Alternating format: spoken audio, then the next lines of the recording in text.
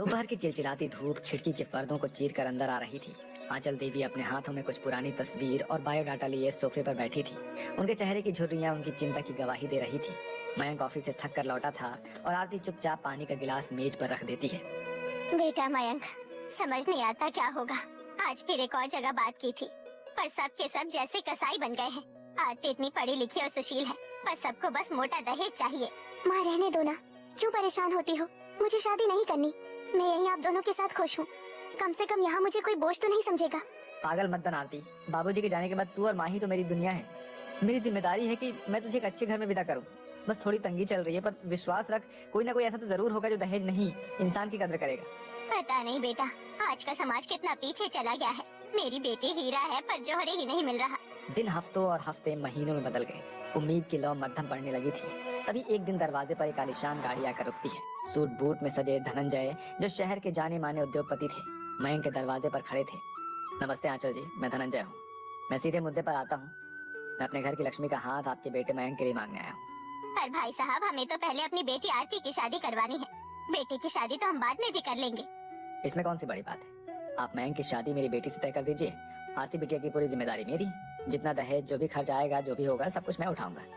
ये तो चमत्कार जैसा है माँ। आखिर किसी ने तो हमारी स्थिति समझी। तय कार्यक्रम के अनुसार मयंक धनंजय के महल जैसे घर पहुंचा। वहाँ उसकी मुलाकात नीलम से हुई। नीलम की सादगी और उसकी आंखों की चमक ने मयंक का दिल जीत लिया। दोनों को एक दूसरे से पहली नजर में प्यार हो गया। शादी की तारीख पक्की हुई। शादी से कुछ दिन पहले धनंजय ने आंचल को बुलाया। ये लीजिए आंचल जी, 5 लाख रुपए आरती की शादी की तैयारियों के लिए।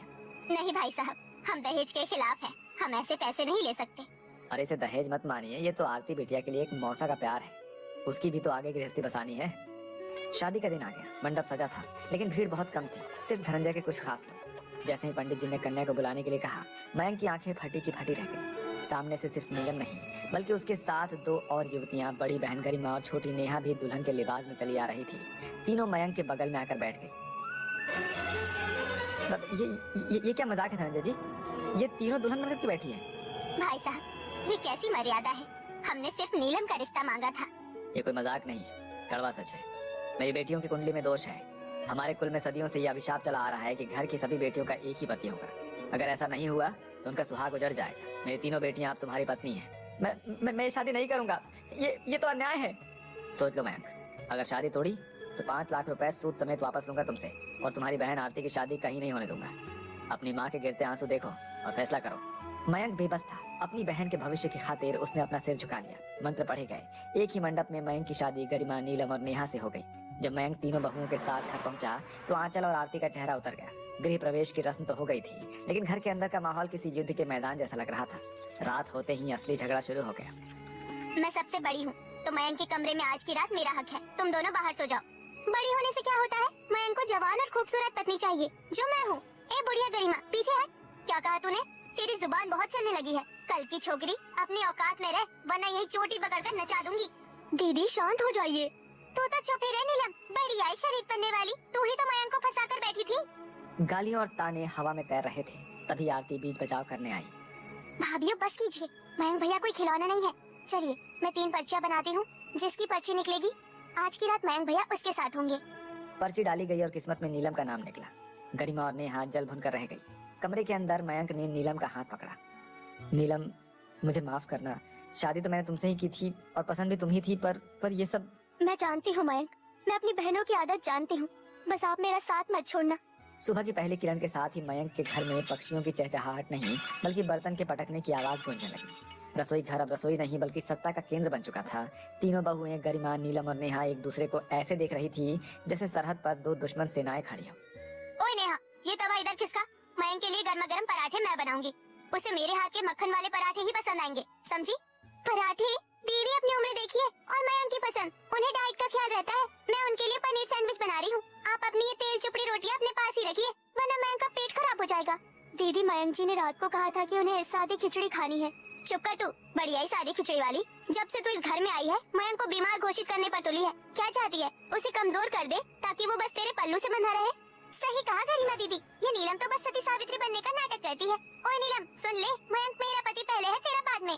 पर शादी तो हम तीनों की एक साथ हुई थी ना? हाथ धोकर पीछे पड़ गई है, कुलक्षणी कहेगी। जुबान ज्यादा चलने लगी है तेरी। चुप, अभी तेरा सारा नशा उतारती हूँ। मयंक बेचारा ऑफिस जाने के लिए तैयार होकर डाइनिंग टेबल पर बैठा था, तभी तीनों बहुएं अपनी अपनी थालियां लेकर उस पर टूट पड़ी। आंचल और आरती दूर खड़ी तमाशा देख रही थी। ये लो मयंक, मेरे हाथ का बना शाही पराठा, इसे खाओगे तो दिन भर ताकत रहेगी। ये कचरा छोड़ो मयंक, ये लो मेरा बनाया सैंडविच, आज इसे खाओगे तो शाम को मेरे साथ शॉपिंग पर चलने की हिम्मत आएगी। अरे तुम लोग लड़ना बंद करोगी, मुझे ऑफिस की देर हो रही है यार। ऑफिस बाद में जाना, पहले ये बताओ कल रात तुम नीलम के कमरे में क्या कर रहे थे? मेरा नंबर था ना कल। वो नीलम की तबीयत ठीक नहीं थी तो मैं बस पानी देने गया था। पानी देने गए थे अपनी पसंदीदा पत्नी के साथ गुफ्तगू करने? हमें क्या बेवकूफ समझा है? ये जो नीलम है ना, ये बड़ी चालाक है, मुंह में राम बगल में छुरी। नेहा, ऐसी गंदी बातें मत करो, मयंक जी बस मदद कर रहे थे। मदद की बच्ची, तू तो चाहती यही है कि हम दोनों को किनारे लगा दे। कल मुही, अगर आइंदा मयंक के करीब देखने की कोशिश की तो तेरे बाल नोचकर बाहर फेंक दूंगी। बस करो गरिमा, ये कैसी भाषा है? माँ आप कुछ कहती क्यों नहीं? मैं क्या बोलूं बेटा, तूने तो तीन तीन खुशियाँ एक साथ बटोरी है, अब ये पटाखे तो फूटेंगे ही। आरती जरा पानी लाना, यहाँ तो आग लगी हुई है। शाम को मयंक जैसे ही घर लौटा, उसने देखा कि हॉल में सोफे के कुशन बिखरे पड़े हैं। नेहा और गरिमा एक दूसरे को गालियां दे रही थी और नीलम कोने में खड़ी कांप रही थी। महारानी गरिमा, तुमने मेरी नई साड़ी क्यों पहनी? तुम्हारी हिम्मत कैसे हुई मेरे वार्डरोब को हाथ लगाने की? तेरी साड़ी ये मयंक के पैसों की साड़ी है और मयंक पर मेरा हक सबसे पहले है। तू तो बस एक फालतू का अटैचमेंट है जो शादी के साथ फ्री मिला है। अच्छा, मैं फ्री मिली हूँ? तू तो वो बासी कड़ी है जिसे कोई कुत्ता भी ना पूछे। चुड़ैल, तेरी इतनी हिम्मत, रुक अभी तुझे बताती हूँ। गरिमा ने नेहा के बाल पकड़ने की कोशिश की, तभी मयंक बीच में कूद पड़ा। बंद करो ये सर्कस, मैं तंग आ चुका हूँ यार तुम लोगों से। अरे घर है कि चिड़ियाघर? मयंक देखो ना, ये गरिमा दीदी मुझे कैसे बोल रही है, आप इन्हें डांटते क्यों नहीं? नहीं मयंक, तुम इसे छोड़ो, ये कल की आई लड़की मुझे बासी कड़ी बोल रही है, इसे घर से निकालो। छोड़ो मुझे, अरे मैं एक इंसान हूँ, कोई रस्सी नहीं हूँ जिसे तुम दोनों अपनी तरफ खींच रही हो। नीलम तुम कम से कम कुछ तो बोलो। मैं क्या बोलूं मयंक जी, जब भी मैं कुछ कहती हूँ ये दोनों मुझे मारने दौड़ती हैं। ये कहती है कि आप सिर्फ इनके हो। भैया, आपकी हालत तो उस धोबी के गधे जैसी हो गई है जो ना घर का रहा ना घाट का। एक पत्नी संभालना मुश्किल होता है, यहाँ तो त्रिदेवियां तांडव कर रही हैं। आरती की बात सुनकर मयंक गुस्से में अपने कमरे की ओर भागा, लेकिन पीछे पीछे तीनों बहुएं मेरा हक चिल्लाते हुए भागने लगा। घर के बर्तन गिर रहे थे, गालियों का शोर था और मयंक की शांति का जनाजा निकल रहा था। बस करो तुम तीनों, क्या जान लोगी इसकी? ये एक इंसान है, कोई मशीन नहीं। तुम तीनों को समझना होगा कि मिलजुल कर कैसे रहा जाता है। 6 महीने बीत चुके थे, घर में तनाव वैसा ही था। मयंक अक्सर नेहा और गरिमा के गुस्से से बचने के लिए नीलम के पास शरण लेता था। इसी बीच खबर आई कि नीलम गर्भवती है। पूरे घर में खुशी की लहर दौड़ गई, लेकिन गरिमा और नेहा के दिल में ईर्ष्या का आग धधक उठा। देखा नेहा, इस नीलम ने तो पासा ही पलट दिया। अब मयंक और माजी सिर्फ उसी के गुण गाएंगे। मेरे पास एक दवा है, जैसे ही वो रात को मयंक के कमरे में दूध लेकर जाएगी, हम उसमें वो मिला देंगे, बच्चा गिर जाएगा। रात के सन्नाटे में रसोई में नेहा ने नीलम के दूध के गिलास में चोरी छिपे दवा मिला दी। तभी मयंक पानी पीने के लिए नीचे आया और उसने अंधेरे में नेहा को कुछ मिलाते हुए देख लिया। जैसे ही नीलम दूध का गिलास लेकर कमरे की ओर बढ़ी, मयंक दौड़ कर आया और उसके हाथ से गिलास छीन कर गिरा दिया। तुम्हारी इतनी हिम्मत, अपनी ही बहन के बच्चे को मारना चाहती हो? क्या ये क्या कह रहे हैं आप? ये देखो गरिमा, नेहा, तुम दोनों ने नीलम के दूध में बच्चा गिराने की दवाई मिलाई थी ना। तुम दोनों औरत नहीं हो, चुड़ैल हो, चुड़ैल। मैं आज ही तुम दोनों को तलाक देता हूँ। आंचल और आरती भी शोर सुनकर आ गए। गरिमा और नेहा के पैरों तले जमीन खिसक गई। वो दोनों रोने लगी और मयंक के पैरों में गिर गई। हमें माफ कर दो मयंक, जलन में हमसे बड़ी भूल हो गई। हमें घर से मत निकालो, हम कहाँ जाएंगे? नहीं मयंक, इन्हें माफ कर दीजिए, ये मेरी बहनें हैं। अगर आप इन्हें सजा देंगे तो मुझे भी दुख होगा, आखिर ये बच्चा इनका भी तो हुआ। देखो बच्चों, परिवार लड़ाई से नहीं त्याग से बनता है। गरिमा, नेहा, अगर तुम मयंक को चाहते हो तो नीलम से नफरत करना छोड़ो, तभी ये घर स्वर्ग बनेगा। गरिमा और नेहा ने अपनी गलती मानी और नीलम के गले लगकर खूब रोई। उस दिन के बाद से घर का माहौल बदल गया। मयंक ने धीरे धीरे तीनों को अपना लिया और तीनों पत्नियां एक दूसरे की सहेलियां बनकर रहने लगी। एक दिन रसोई घर में मर्दों का नाम। सुबह का वक्त था, सूरज की हल्की हल्की किरणें खिड़की से आ रही थी, लेकिन शर्मा परिवार के घर में सुबह की शुरुआत किसी मंदिर की घंटियों से नहीं, बल्कि मर्दों की चिल्लाहट से होती थी। ए सरला, मेरी शर्ट कहाँ रखी है? ऑफिस जाना है, देर हो रही है। मीना, मेरी घड़ी नहीं मिल रही है। अरे कल यहीं रखी थी। अरे तुम ही कहीं रखाई होगी। मम्मी, मेरा स्कूल बैग कहाँ है? और ये मोजे, ये मुझे क्यों नहीं मिल रहे हैं? मम्मी, दादी की दवा कहाँ रखी है? दादी बार बार बुला रही है। रसोई में सरला और मीना दोनों बुरी तरह से पसीना पोंछते हुए चूल्हे और गैस के बीच जूझ रही थी। अरे मीना, ये घर है या कोई ऑफिस कैंटीन? सुबह से नाश्ता बनाने की फुर्सत नहीं है और ऊपर से ये सब के सब अपने अपने आदेश सुना रहे हैं। दीदी, मैंने तो कल ही कहा था एक दिन सब काम बंद करके इन्हें खुद करने देना चाहिए, तभी समझेंगे। लेकिन क्या करें, बच्चे भूखे रहेंगे तो दिल नहीं मानता। तभी बीच में सास दामिनी की खींच भरी आवाज आती है। अरे बहू, दवा का डिब्बा कहाँ रखा है? मेरी तो जान निकली जा रही है और तुम दोनों रसोई में आराम से खड़ी हो, यही काम चोरी है। सरला और मीना ने एक दूसरे की ओर देखा और मुस्कुरा दी, जैसे कहना चाह रही हो। देखा, शुरू हो गई। भानुदेव अपनी सफेद शर्ट पहने ड्राइंग रूम में आते हैं और बोलते हैं, सरला, ये क्या हाल है तुम्हारा? रोज रोज वही बहाना, खाना समय पर नहीं, चाय समय पर नहीं। अरे तुम्हें करना ही क्या है? दिन भर घर में आराम करना है, हम लोग बाहर जाते हैं, कमाते हैं, समझ में नहीं आता तुम्हें? हैं? अरे कम से कम हम लोग को समय पे नाश्ता तो मिलना चाहिए कि नहीं मिलना चाहिए? हाँ सही कहा भैया, इन औरतों को ना बस गपशप करनी आती है और कुछ नहीं, काम का तो बिल्कुल नाम ही नहीं है। घर में बैठी बैठी बस चाय पीना है और सीरियल देखना है। मीना का चेहरा लाल हो गया, उसने धीरे से कहा, दिन भर बर्तन धोना, कपड़े धोना, झाड़ू पोछा करना, बच्चों को तैयार करना, माँ जी की देखभाल करना, ये सब क्या आराम है? लेकिन मर्दों के कानों में उसकी आवाज पड़ी ही नहीं थी। तभी दामिनी बीच में बोलती है, चक्कर मीना, तेरी सास हूँ मैं, घर के काम में क्या मेहनत है? हमारे जमाने में तो 10-10 बच्चे संभालते थे और खेत खलिहान का काम भी करते थे। 100 लोगों का खाना अकेले बनाया है मैंने। तुम दोनों तो नखरेबाज निकली। रसोई से आती खुशबू के बीच दोनों बहुएं आटा लगाते लगाते सोच रही थी, मीना, मुझे कभी कभी लगता है कि हम नौकरानी से भी बुरी हालत में हैं। कम से कम नौकरानी को तनख्वाह तो मिलती है, हमें तो ताने ही मिलते हैं। और ऊपर से ये लोग कहते हैं कि हम घर में कुछ करते ही नहीं। अरे जरा एक दिन उनसे कह दो कि कोई रसोई संभाले, तब पता चले। इतनी देर में आकाश भागता हुआ आता है। मम्मी जल्दी करो, बस आने वाली है, टिफिन पैक कर दिया क्या? सरला ने जल्दी से बैग में पराठे और अचार रखा। लो बेटा, अब भागो, ध्यान से पढ़ना।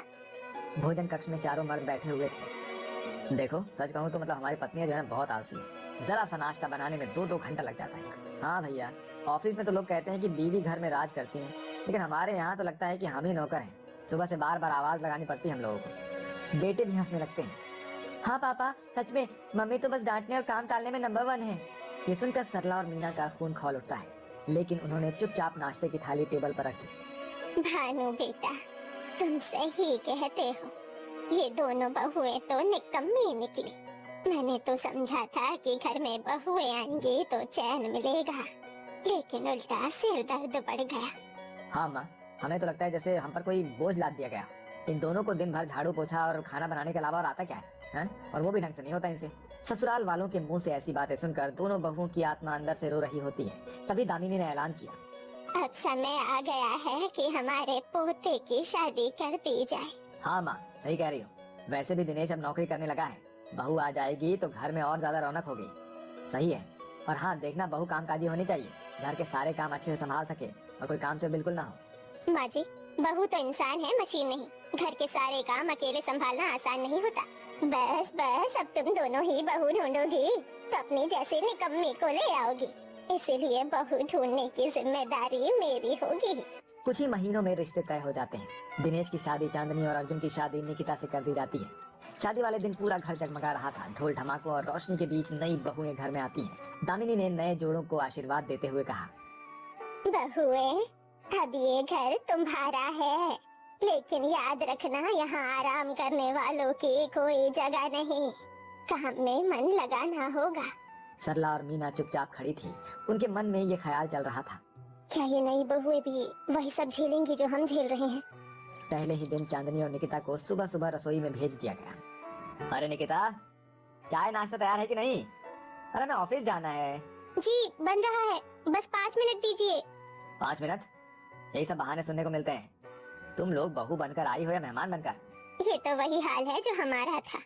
दिन बीतते गए। बहुएं मेहनत से काम कर रही थी, सुबह से लेकर रात तक। निकिता, मैंने तो सोचा था कि ससुराल में सब साथ देंगे, लेकिन यहाँ तो दिन रात काम करने के बाद भी हमसे नाराज रहते हैं। हाँ दीदी, अगर नमक थोड़ा कम पड़ जाए तो भी सुनना पड़ता है, अगर रोटी थोड़ी मोटी हो जाए तो भी सुनना पड़ता है। सास दामिनी बीच बीच में ताना मार देती हैं। देखा बेटा, आज की लड़कियाँ सब कामचोर होती हैं, मैंने तो कहा ही था। कुछ दिनों बाद घर में बड़ा कार्यक्रम रखा गया। भानुदेव का जन्मदिन था और उनके ऑफिस के लोग घर पर बुलाए गए थे। सरला, मीना, चांदनी और निकिता चारों औरतें मिलकर सुबह से रसोई में जुट जाती हैं। पकवान, मिठाइयाँ, सब्जियाँ सब कुछ तैयार हो रहे थे। जब मेहमान आए तो सबने जमकर स्वागत किया, लेकिन तभी राजेंद्र ने सबके सामने ही ताना मार दिया। अरे वाह, इतना बड़ा कार्यक्रम है और खाना अभी तक पूरा नहीं हुआ। हमारी बहुएं और उनकी सास तो बड़ी ही निकम्मी है। हाँ, ऑफिस में तो लोग पूछ रहे थे कि घर की बहुएं बड़ी लायक होंगी। क्या बताऊं उन्हें, चाय तक तो समय पे मिलता नहीं है।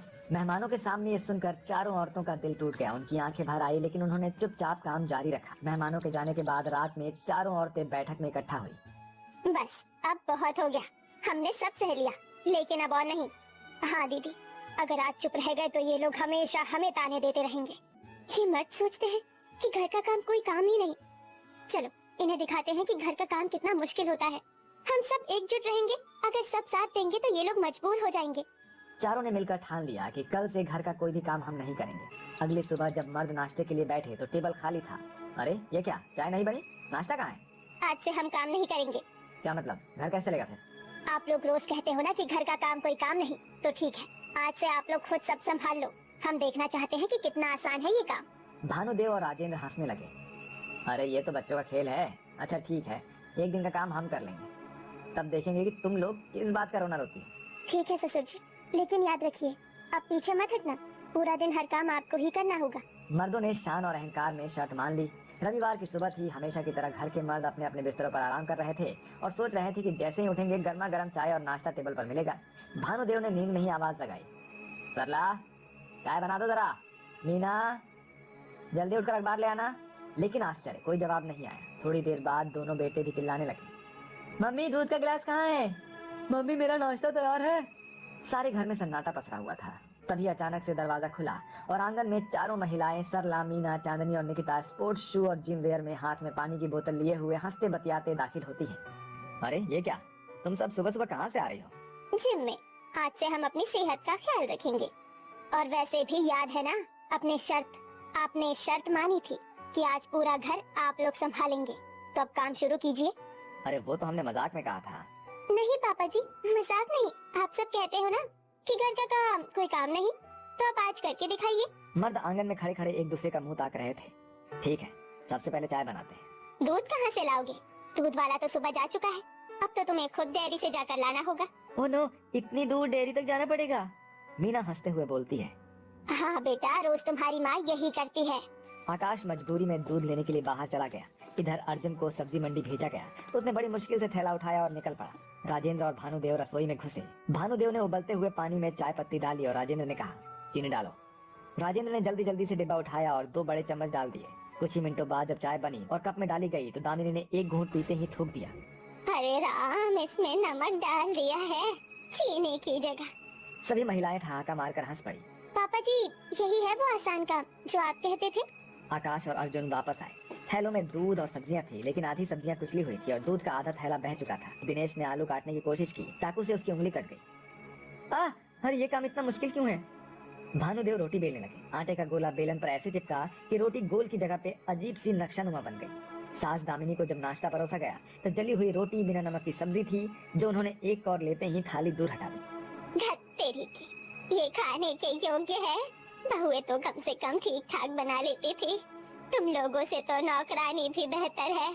इस तरह से घर के सारे मर्द मिलकर पुलाव बनाने की कोशिश करने लगे, जो कि जल गई। वाह पापा जी, यही तो है आपका शानदार खाना। इसे खाकर तो डॉक्टर को सीधे बुलाना पड़ेगा। इस तरह सुबह से रात हो गई। जहाँ खाने में मर्दों ने सोचा था कि सब्जी तल लेते हैं, तेल गर्म हो गया, लेकिन उन्होंने गलती से उसमें पानी डाल दिया। तेल उछलकर पूरे चूल्हे पर फैल गया और कढ़ाई से धुआं और आग उठने लगी। सब घबरा गए। बहुएं दौड़कर आई और बर्तन ढककर आग बुझाने लगी। घर के मर्दों की हालत देखकर सभी हंसी से लोटपोट हो गए। दिन भर की भाग दौड़ के बाद मर्द थक कर सोफे पर गिर गए। उनके कपड़े गंदे थे, हाथ पसीने और आटे से सने थे और चेहरे पर थकान साफ झलक रही थी। भानुदेव ने हाथ जोड़कर कहा, देवियों माफ कर दो, हमने कभी सोचा ही नहीं था कि काम जो है घर का इतना कठिन होता है। हाँ, हमसे गलती हुई है। हमने सोचा था कि सब कुछ आसान होगा, लेकिन आज समझ में आया कि मतलब ये घर संभालना किसी बच्चे खेल नहीं है। मम्मी, अब कभी भी आपसे हम ये नहीं कहेंगे कि आप कामचोर हैं।